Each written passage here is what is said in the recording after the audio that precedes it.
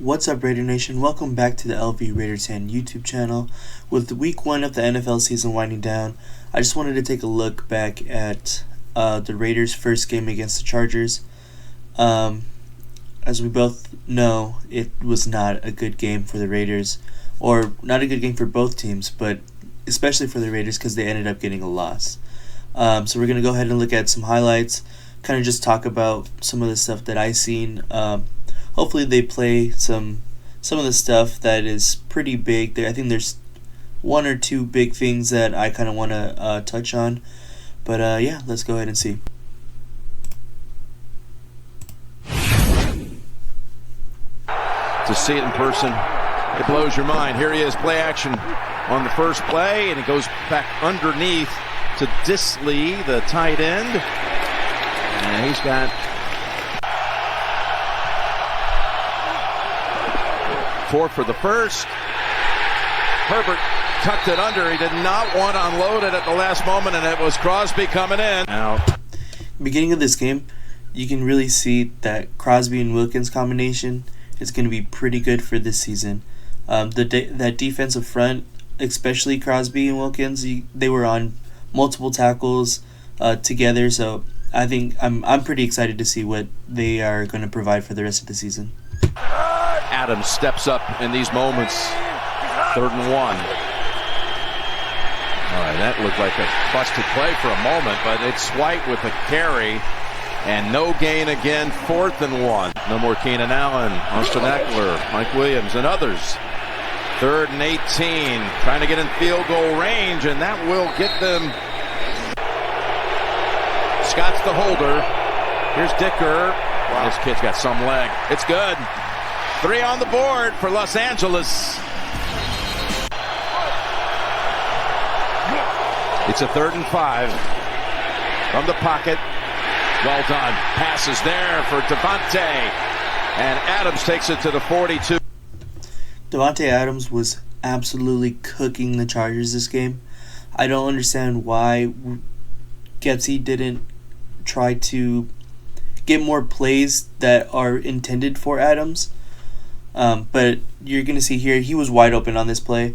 And later on in the game, he's even more wide open. I think on almost every catch that he's had, he was super wide open. But it's Davante Adams. He's always open. To me, it's just kind of give him a chance. Obviously, it's the NFL. You're not gonna force the ball to Davante every single play. But he's our best offensive weapon. I think he should get probably more touches. I know that AP wanted to get the Raiders into more of a ground and pound kind of offense, but it was not working this game. And I think the play calling in this game was pretty bad. Every time they lined up, every time Minshew got under center, oh, they're going to run the ball. Every time he backed up into shotgun, oh, they're probably going to pass the ball. It was kind of, that's a lot more simple than what it actually was, but every time they were their offense was just easily predictable. Before Gilman again. So we got a minute and a half to go in the opening quarter. Here's Minshew on 3rd and 9. Works the middle. Caught. He's always open. Adams again. Even when he's covered, he's open. And that week 1 start. 1st and 10. Sets up screen. Madison. Oh, able to hurdle through it all and take it home for the touchdown. He had 2 defenders on him, and he broke away. Right here, he looks left. He's going to go 1, all the way over here, to 2, to back, and then get all the way.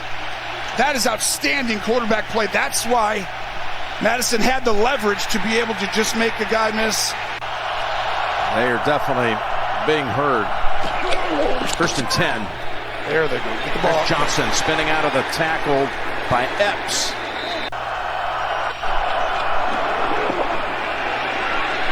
Herbert to McConkey, and he stopped a yard shy of the first by Spillane. 3 tight ends again. On 1st and 10. Big play. Down the field, wide open. It's Bowers again, and Bowers has a chunk play for the first time. This one goes. Brock Bowers, I think he looked pretty nice. I wanted to see he get a little bit more targets, but I think he looked pretty good, especially on this play. He did kind of an over route and then back out to the sideline. He looked good. There was nobody there, but it looked nice. Goes for 26. Big play when they needed it. 3rd and 22. Bosa coming in on him, and now Bosa's got one. He just congratulated Mack. Let's see Mack. Also, our offensive line looked absolutely terrible. I think we're really missing Jackson Powers Johnson. I'm looking forward to see when he comes into the lineup on that offensive line. I think we're going to be a much better unit. But there was so much pressure on Minshew, and as well as on the running game. There was so much, there wasn't very many holes. But I don't know. We'll see how the offensive line unit does later on during the season. Come over to him this time. Bosa and Mack with back-to-back sacks. 3rd and 4. Last moment, able to get it over to Dobbins, but again, the Raiders are everywhere. It was Crosby again, who was in the backfield. 3rd and 7. Minshew in traffic finds Tucker for the first down. First down ball came out of his hand. That is a fumble. You can't let turnovers like that happen. Up. No. Now it's picked up. Still on his feet is Mack. And Khalil Mack to the 11-yard line. Try to determine whether or not they're going to throw a quick screen. Got time.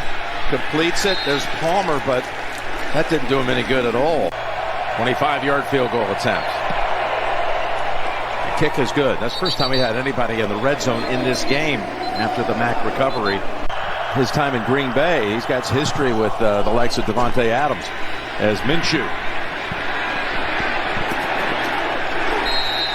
And then you're trying to get to the right play, you're wrong. There it is again. Herbert to Johnson, slips through a tackle. He's got a big gain, which is a rare thing. Crosby was right in his face. I like to hurry up because then they can't get exotic.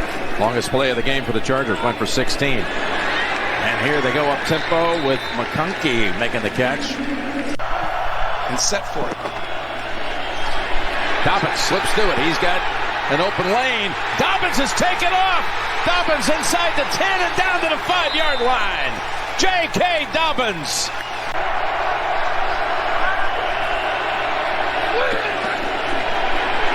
Floats it high and out of reach for McConkey. With a chip shot field goal, 24 yards for the lead. His 3rd of the game is good, and it's now 9-7 Los Angeles. Here's White. Working up ahead, steaming it, but he lost the football. And it's turnovers like this and the Minshew one prior to this, you can't expect to win football games or be a good football team if you put the ball on the ground and create turnovers that are like this one and the Minshew one, just completely avoidable. I mean, Zamir White also, I kind of wanted to see more out of him. Like I mentioned earlier, I think it might have been on our offensive line didn't seem very good this game, but I kind of wanted to see that bell cow back, that ground and pound offense that I said AP wanted to implement this year, but I didn't really see that, and it didn't really feel like that. And I don't know whether that was because of the offensive line, because of Zamir White, or what I'm thinking is probably because of Luke Getsy. I don't think that he schemed the correct plays to be able to create that ground and pound and that physical offense that we were looking for. But also, like, if it's not working, you have to make adjustments. Later in the game, our offense was moving the ball with our passing game. So why not pivot to becoming more passing heavy, at least in this game, in the second half when we were down? Pivot to becoming more passing heavy.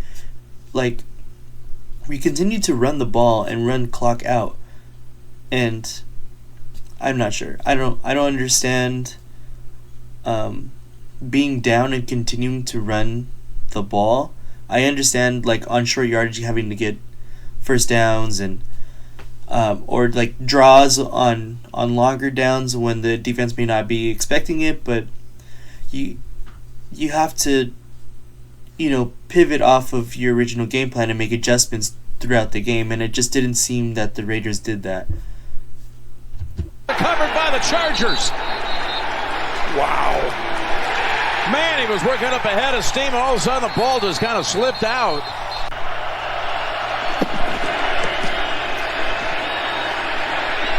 Down the middle and almost intercepted. Did he get it? Did he get a hand on it before it hit the ground? That's some play. For the first time on this field when they take on the Rams in Week 5, the Packers and the Rams. Here's a handoff to White. Starting to run a little bit more aggression. And you only see those, it's already the third quarter. First and 10. There's White. White breaks You're seeing these runs only in the third quarter. We want to see these in the first half as well. Here's Minshew. Wide open. Devontae. He's always After open. him here. Both sides coming. Minshew feels the heat. Flag comes out. 26 of 30 last year. Carlson's kick needs some help. Not going to do it. So this isn't funny, but it's funny to me because right before this, I have Daniel Carlson on my fantasy team, and I go, oh, thank you. I need these Carlson points. He's going to make this. And then someone goes, don't jinx it. Like, you don't know. I'm like, Carlson's one of the most accurate kickers in the NFL. Like, of course he's not going to miss this. This is right in his wheelhouse. He makes the long kicks, and he does this to me. I mean, albeit that this field goal didn't even matter at the end of the game because they obviously won by more than just a field goal. But I don't know. It was just kind of funny to me. With 2 minutes to go in the third quarter. There's a wide open target. That's Hurst. And that's going to be the biggest gain of the game outside of Dobbins' run. He made 2 or 3 throws that I thought were unbelievable. 3rd and 9 he faces. He's got the first down. Palmer on the sideline. Missed you, Ryan. Oh, the Raiders are offside. They got a free play here. Yes, they did. That's Dobbins taking it home. You can't let J.K. Dobbins absolutely roast you. Like, dude.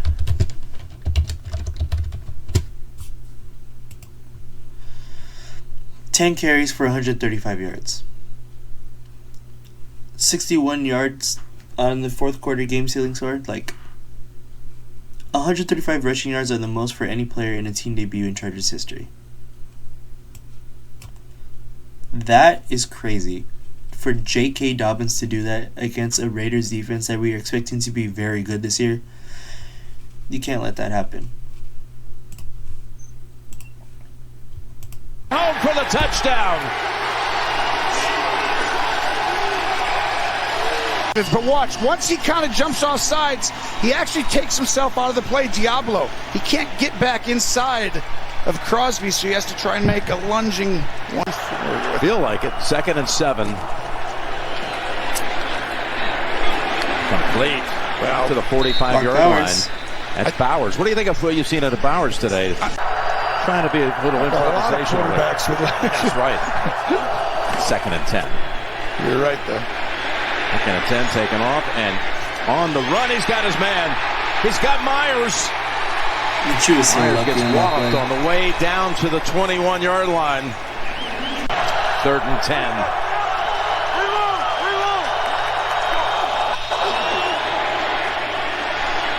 For the wide receiver screen, this is to Turner, who just got into the game 2 plays ago for the first time. But this keeps you in the game. They've stopped you twice already today on it. Carlson, kick good.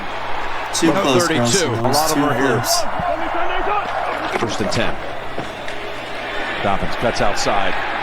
Holds it with 2 hands just to be sure. Bouncing around, Hobbs got Matlock in a fullback position. Dobbins springs free and goes! Dobbins on a foot race. They're going to catch him at about the 12-yard line. Exactly what I'm talking San Diego at the Toreros now. USD, here's 3rd and 6. The aggressive approach. McConkey sidesteps, got a first down, he's in the end zone. Ladd McConkey. You cannot let Ladd McConkey do that to two of your better defenders. Trayvon Merrick and Marcus Epps. Your two starting safeties. You can't let Ladd McConkey. It was a good move by him, though. Oh, the rookie scores!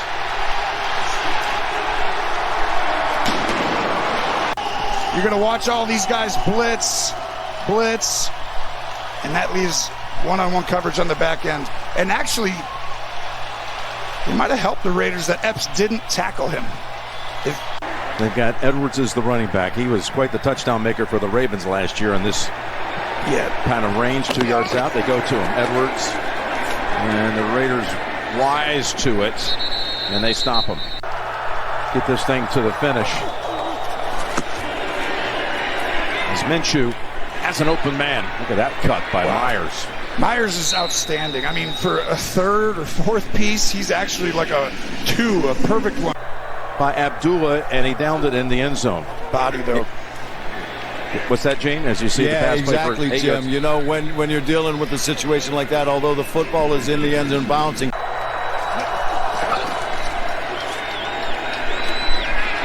Ball deflected and intercepted. Picked off by Ford. Poona Ford off the deflection of Mack. It'll be a big game then. And that is the game. I want to look at...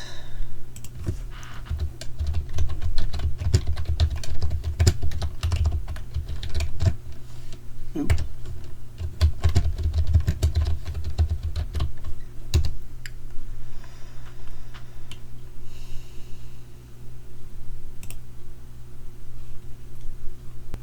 Here it is. Look at this. This is all the drive summary, basically. But look at this. Punt, turnover on downs, touchdown, punt, fumble, punt, fumble, missed field goal. Our first field goal, punt, interception. There's too many punts. Let's see.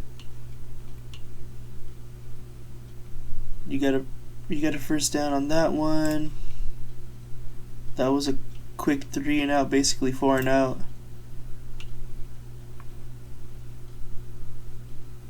That one's a punt on a 3 and out, it looks like. This one was a rather sustained drive. The fumble, of course. End of half. Another punt. 3 and out. A fumble and a missed field goal. This was early in the drive, it looks like. Another 3 and out.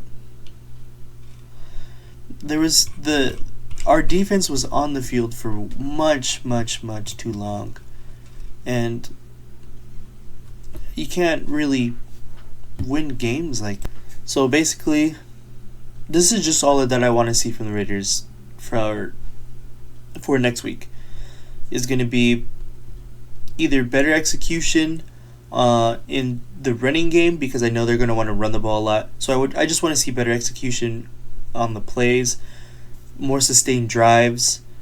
I want to see the defense not be on the field for so long. They were so good in the first half with fresher legs, and then the second half, when the Raiders couldn't sustain a drive, the defense was on the field for much too long. You can't win football games with your defense on the field for that long, at least.